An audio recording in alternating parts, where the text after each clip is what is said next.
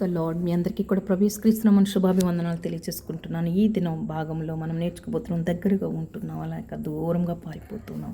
ఇక్కడ ఇద్దరు వ్యక్తులు కనబడుతూ ఉన్నారు, సంసోను, యోసేపు. యోసేపు తన జీవితంలో పారిపోవటం నేర్చుకున్నాడు. అందుకే తన జీవితంలో నష్టమును చూడక, యాక్సిడెంట్కి గురికాక, తను ఒక సింహాసనం మీద రాజుగా కాగలిగినాడు. ఇక్కడ మనం చూసుకుంటూ ఉన్నాము, రవాణా శాఖ వారు మనకి కొన్ని నియమాలు నేర్పిస్తూ ఉంటారు పాటించాలని చెప్పి. డ్రైవింగ్ చేస్తూ ఉన్నప్పుడు మనము చాలా దూరముగా ఉంటే అది మనకు సేఫ్టీ అని చెప్పి నేర్పిస్తూ ఉన్నారు రవాణా శాఖ వారు. వాహనం నడుపుతూ ఉన్నప్పుడు కనుక మనం చాలా దగ్గరగా ఉన్నట్లయితే కనుక అది చాలా నష్టంను కొనితేస్తుంది. దానివల్ల మనకి ఫలితం ఏమిటి అంటే చాలా దగ్గరగా వెళ్ళడం వల్ల రవాణా శాఖ నేర్పిస్తూ నష్టాన్ని పొందుకుంటూ ఉంటాము.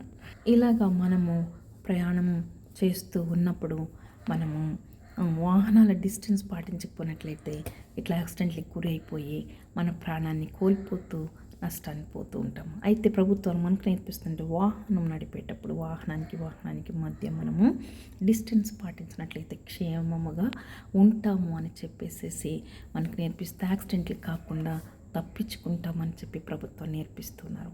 దీనిని బట్టి మనం ఏం నేర్చుకోవాలంటే, యోసేపుని కూడా చూసినట్లయితే యోసేపు తన జీవితంలో దూరంగా పారిపోతున్నాడు పోతీఫరు భార్య దగ్గర నుంచి.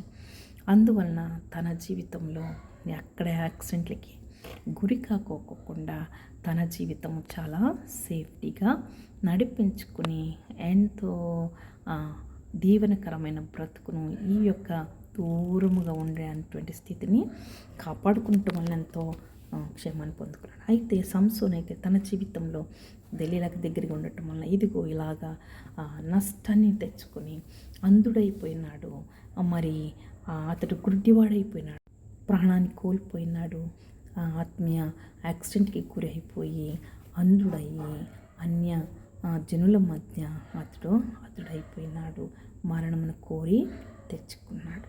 అందుకే మన జీవితంలో కూడా మనము నేర్చుకోవాలి, దగ్గరగా బ్రతుకుతూ ఉన్నట్లయితే మనం నష్టపోతాము.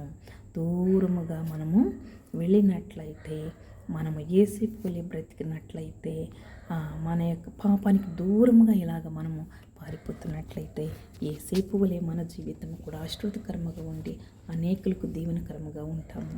కాబట్టి ఈ పాఠంలో మనం ఏం నేర్చుకోవాలంటే, పాపం నుండి దూరము పారిపోవాలి.